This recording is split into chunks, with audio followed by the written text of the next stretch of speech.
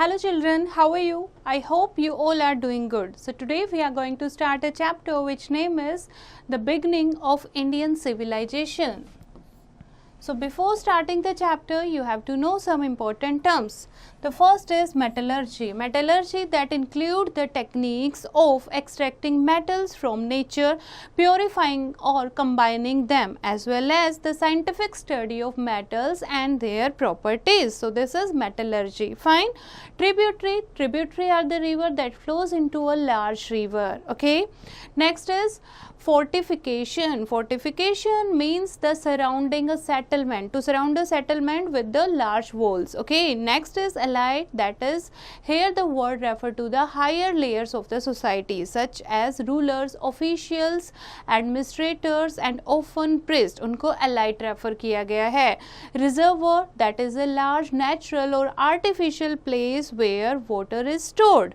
And pulses, that is a category of crops that include beans, peas and lentils. Okay, now let's start the chapter from the scene of the north gate entrance to Dholavira castle area. Okay, तो ये वो क्या है, उसकी north gate entrance है. तो उस time पर इस तरीके के कास्टल हुआ करते थे.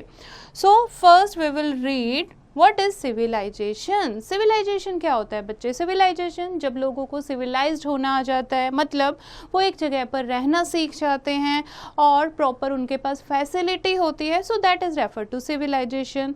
As time pass the first human groups settle down as village communities, practised agriculture, developed some rudimentary technologies like construction, metallurgy, transport and moved towards civilization.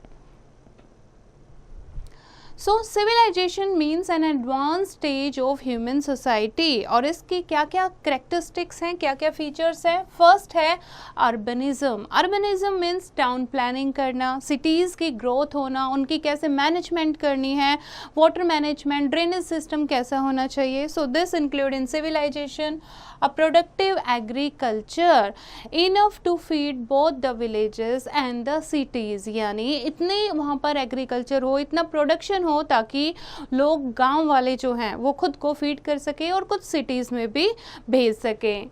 And some form of government and administration, और कुछ तो वहाँ पर government होनी चाहिए ना लोगों को मैनेज करने के लिए. Next is trade both internal and external. Internal यानी अपनी ही सिटी अपने ही एरिया में, एक्सटर्नल यानी कि बाहर के सिटीज़ के साथ, जैसे कि वो क्या करते थे, प्रोडक्ट एक्सचेंज करते थे. सो सम फॉर्म ऑफ राइटिंग. अब सिविलाइजेशन में जब रहना शुरू कर देते हैं तो आपको कुछ सम फॉर्म ऑफ राइटिंग आनी चाहिए ताकि रिकॉर्ड्स को आप क्या कर सको, सेफली प्रिजर्व कर सको और कम्युनिकेट कर सको. A variety of crafts, so including the procurement of raw materials such as stone or metal and the production of finished goods such as weapons, ornaments and tools, and cultural ideas about the life in the world and expressed through art, architecture, literature, oral traditions and social customs. तो ये features show करते हैं किसी भी civilization को. Okay, in different parts of the world civilization began at different times. In Mesopotamia, present day Iran, Iraq and Syria. So Syria, it began about 6000 years ago. It was followed by the civilization in ancient Egypt. ठीक है, पहले Mesopotamia की civilisation शुरू हुई थी, उसके बाद Egypt, then came to Indus Saraswati civilization. Okay, तो कैसे विलेजेस से सिटी बनने लगी. So the extensive plains of the Punjab divided between present day India and Pakistan and Sindh present day Pakistan are irrigated by the Indus River and its tributaries. ठीक है बच्चे, जो पंजाब है, ठीक है, अभी इंडिया में है आधा पंजाब, आधा पाकिस्तान में है. सो पंजाब को अगर हम काउंट करें और सिंध को, now present day in Pakistan, ठीक है, ये एरिया जो है यहाँ पर इंडस रिवर और उसके ट्रिब्यूटरीज जो हैं वो फ्लो करती थी. So these plains are fertile, इसीलिए रिवर प्लेन थे, फ्लड प्लेन्स थे, तो ये प्लेन काफ़ी फर्टाइल थे and they favour agriculture.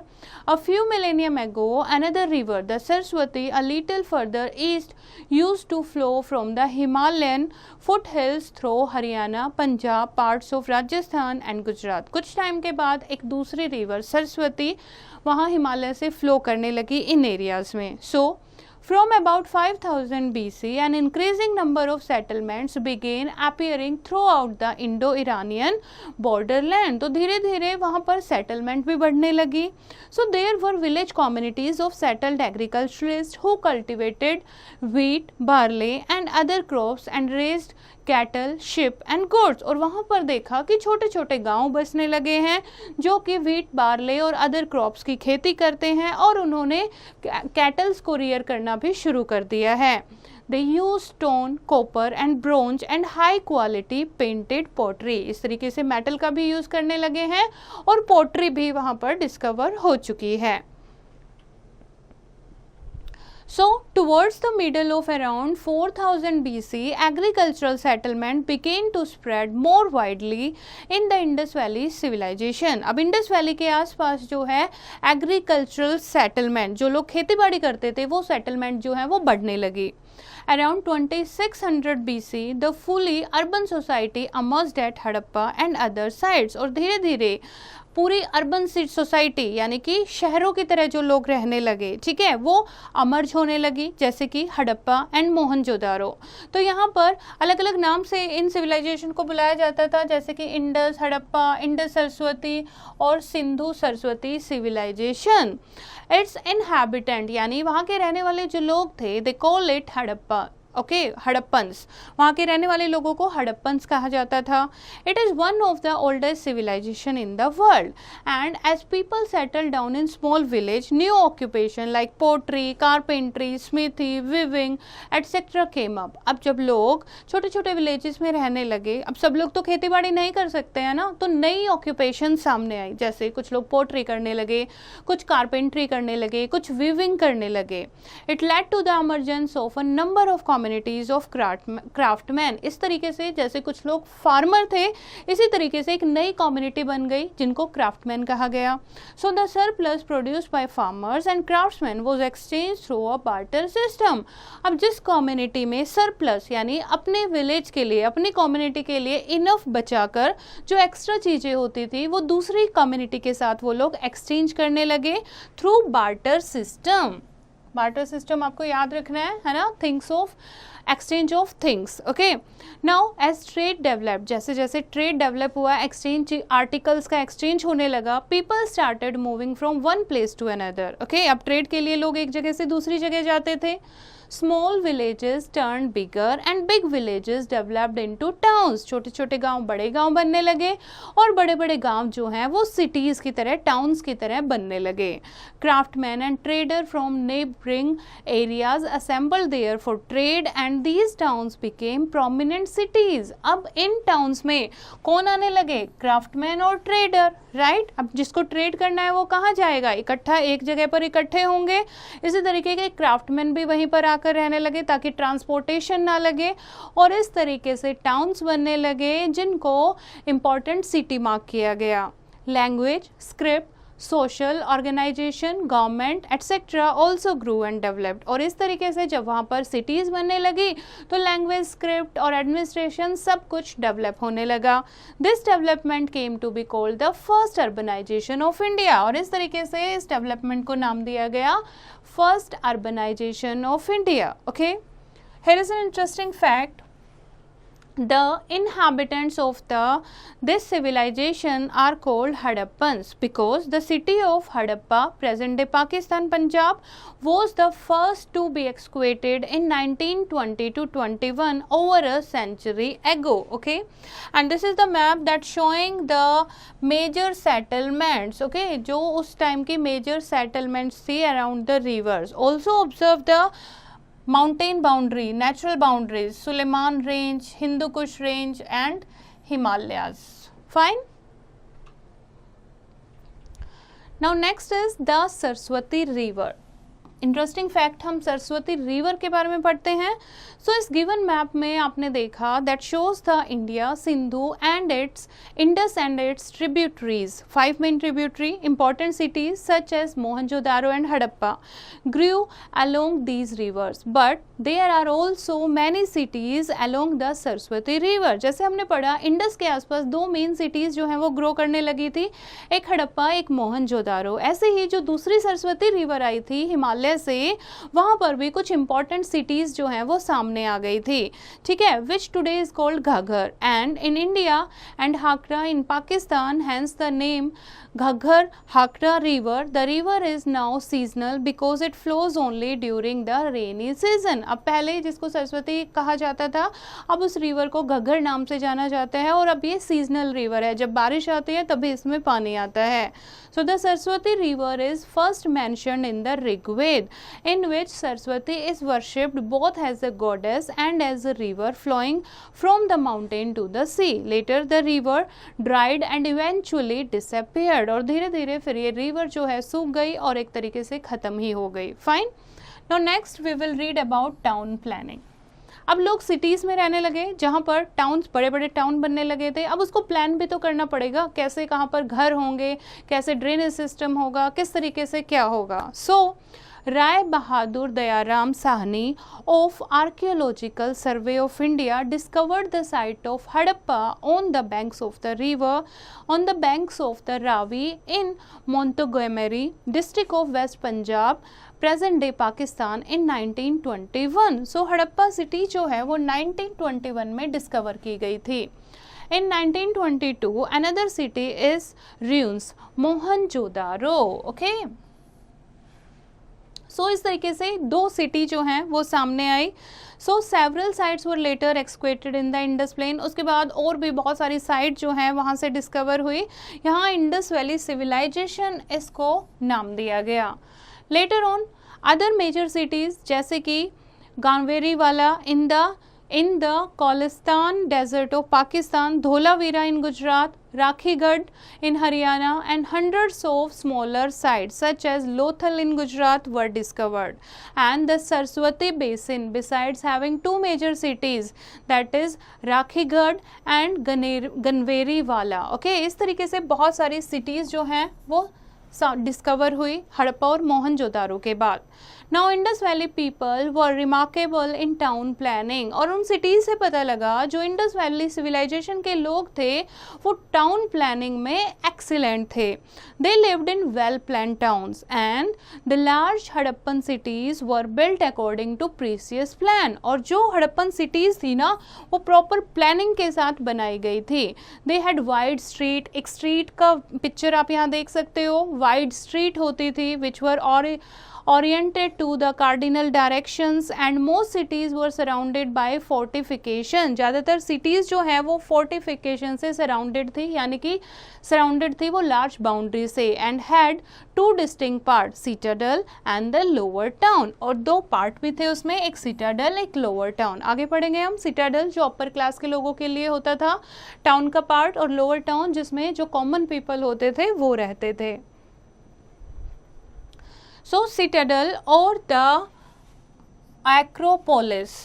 Citadel or the acropolis, this was the raised part of the city, जो थोड़ा सा हाइट पर raised part था ये, and looked like a fort, और फोर्ट की तरह, किले की तरह दिखाई देता था. It was perhaps the administrative block inhabited by the ruling class. शायद यहाँ पर ruling class रहती होगी. Okay, like priest and the wealthy merchants. Massive high walls protected it from recurring flood of the Indus River. और बड़ी बड़ी high walls से वो protected था, fortified था, ताकि flood जो है उससे वो सिटी खराब ना हो. It had important buildings like the great bath, the granary and the assembly और टाउन हॉल. सो इसमें सिटाडल में कुछ इंपॉर्टेंट बिल्डिंग भी थी. ठीक है, ग्रेट बाथ जिसमें एक रिलीजियस पर्पस के लिए लोग इकट्ठा होते थे और सब लोग इकट्ठा सेरेमनीज में बात करते थे. ग्रेनरी जहाँ पर पूरा ग्रेन जो है वो स्टोर होता था. असेंबली और द टाउन हॉल जिसमें लोग कुछ भी डिस्कशन के लिए इकट्ठे होते थे. Now next we will discuss about the lower town. Lower town was inhabited by the common man, जिसमें common man जो कि petty merchants और craftsmen रहते होंगे. It was divided into rectangular blocks by wide street and lanes crossing each other at right angle and forming a grid. और वो एक तरीके से right angle में इस तरीके से proper divided थी हर जगह. ठीक है, वहाँ पर वो लोगों के घर जो हैं वो बने हुए थे. So the roads were provided with lamp post meant for lightning them at night. और वहाँ पर लैम्प पोस्ट भी थे, रात में वहाँ पर लाइट रहती थी. and the streets were paved with the fire baked bricks, and they were kept clean. Factories and bakeries were not permitted to be built within the limits of the town to avoid pollution. और town के अंदर किसी भी factory को, किसी भी bakeries को allowed permission नहीं दी जाती थी, ठीक है, to avoid pollution. Some large buildings seem to have been used for collective purpose. For instance, warehouses where goods to be transported were stored. और कुछ यहाँ पर important part थे, जैसे कि warehouse, ठीक है, जहाँ पर गुड्स को स्टोर किया जाता था. Granary, largest building in the citadel at Mohenjodaro, जिसमें ग्रेन स्टोर किया जाता था.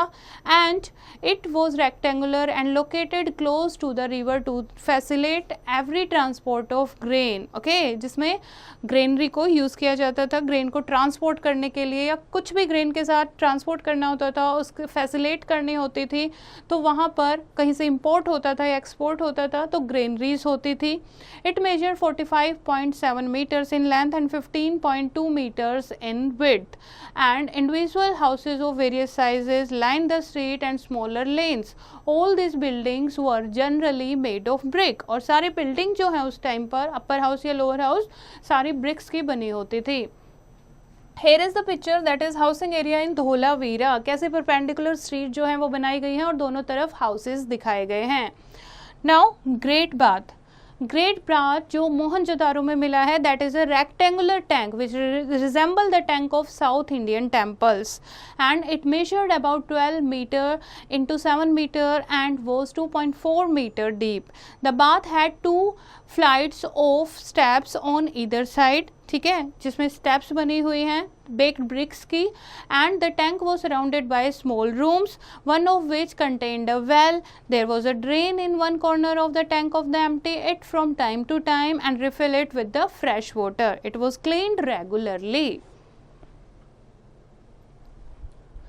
So, according to archaeologists, the tank may have been used for a public bath for people. तो archaeologist के according ये great bath जो होता था या तो royal family यूज़ करती होगी या फिर common public जो है किसी ceremonies पर यहाँ बात करने के लिए, religious rituals के लिए यहाँ यूज़ करते होंगे. और बहुत सारे houses जो थे उनमें bathroom भी थे. So the first interpretation has been ruled out. Now here is Mohenjo-daro's the Great Bath. ये आप सीन देखो, this is the Great Bath. Okay. So next is water management.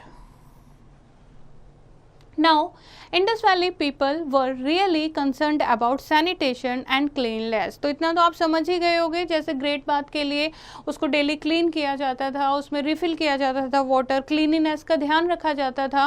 तो they are very well concerned about sanitation and cleanliness, and they built an underground drainage system where the main drain was lined with the bricks and the sullage water was discharge through the well covered street drains and manhole were provided for periodic cleaning. और कुछ इस तरीके से drainage system था, जैसे लोथल गुजरात का आपको दिखा रखा है. ढकी हुई नालियाँ जो होती थी, जो ड्रेन होती थी वो पूरी कवर्ड होती थी. एक मेन होल होता था, ठीक है, कुछ मैन होल्स होते थे जहाँ से लोग पीरियड टू पीरियड उन्हें टाइम टू टाइम उन्हें क्लीन करते रहते थे, और सारा पानी छोटी छोटी ड्रेनेज से एक मेन ड्रेनेज में जाता था.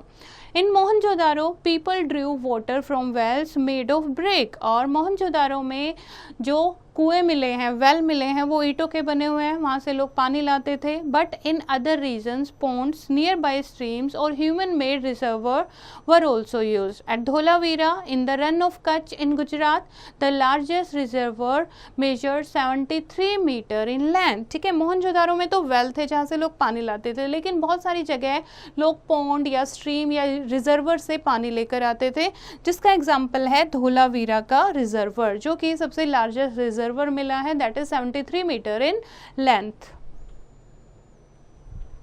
So next is here at least 6 large reservoirs were built with stones or even cut into the rock.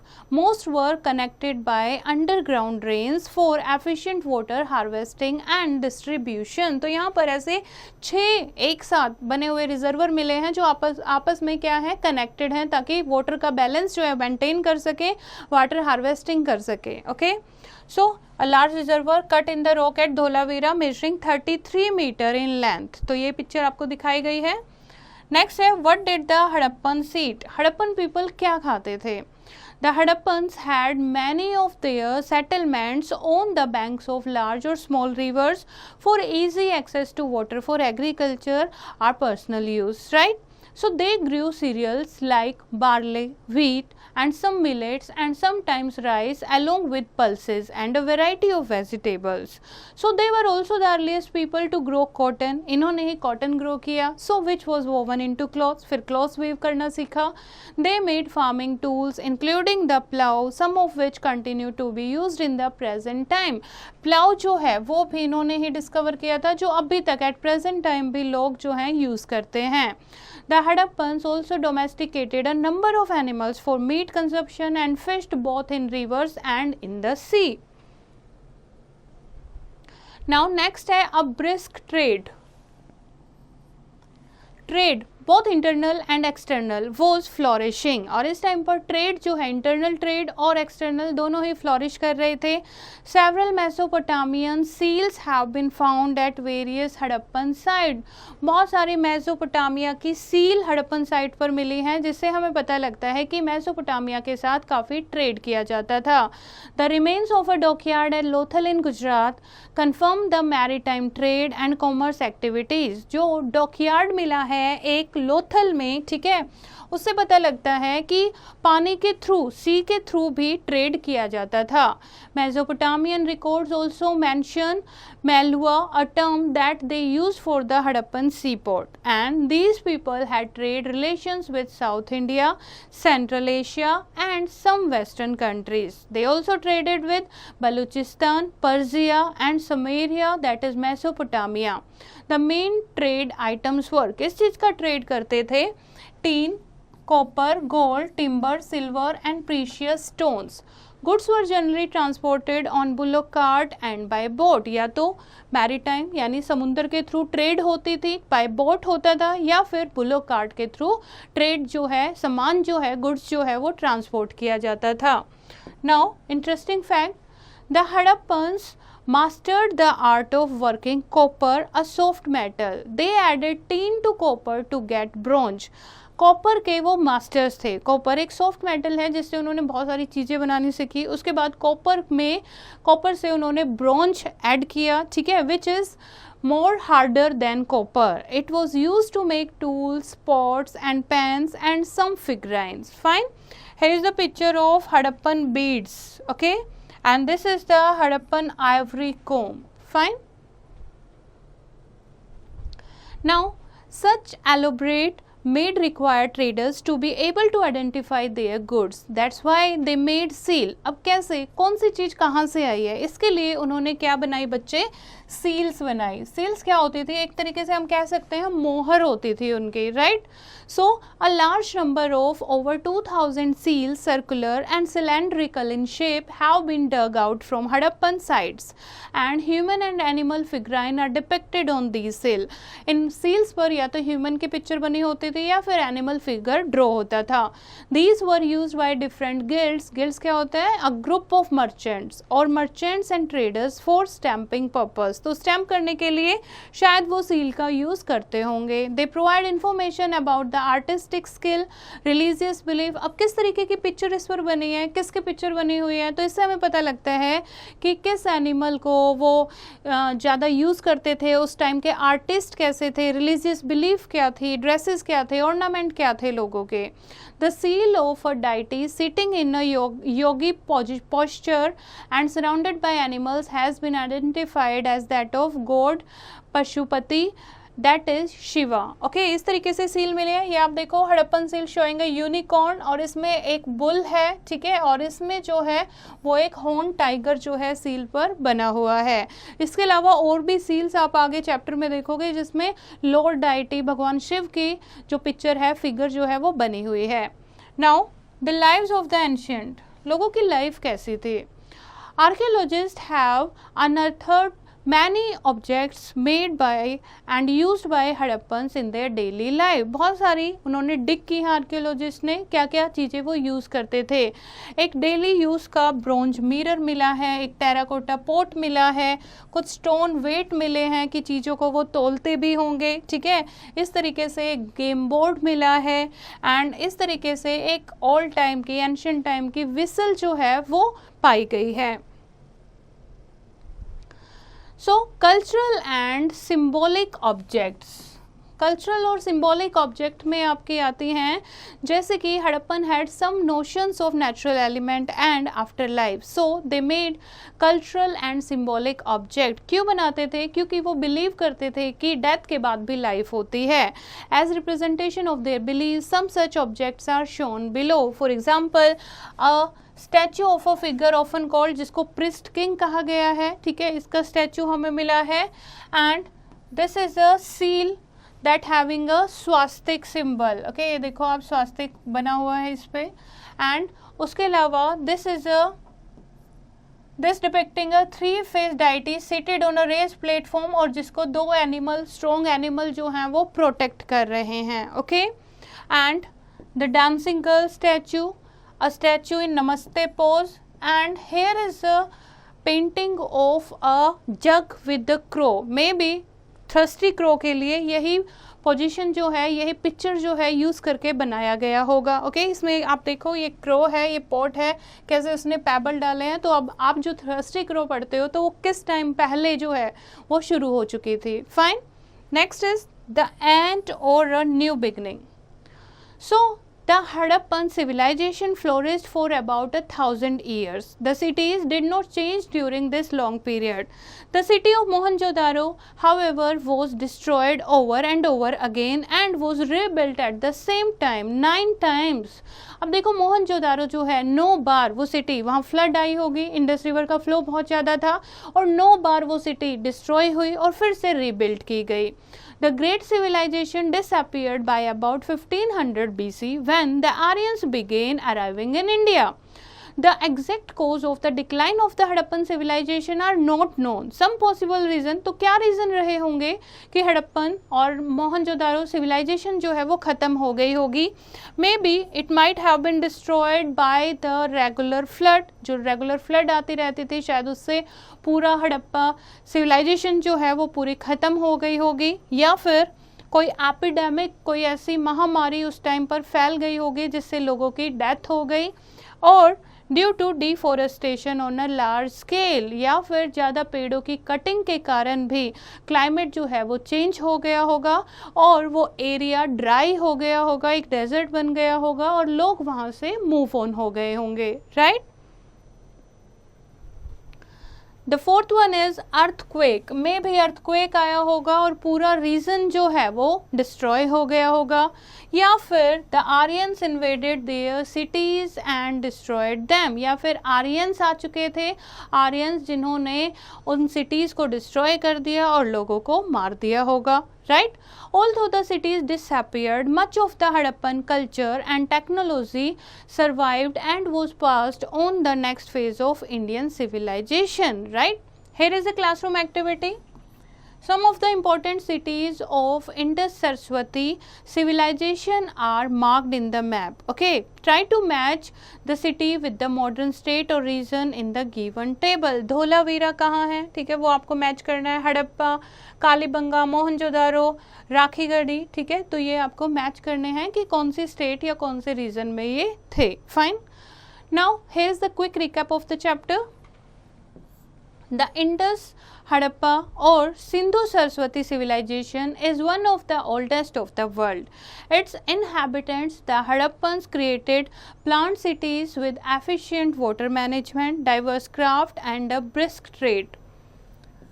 A productive agriculture brought a variety of crops to the cities, and the civilization eventually declined, probably because of climatic and environment changes. People went back to a rural lifestyle.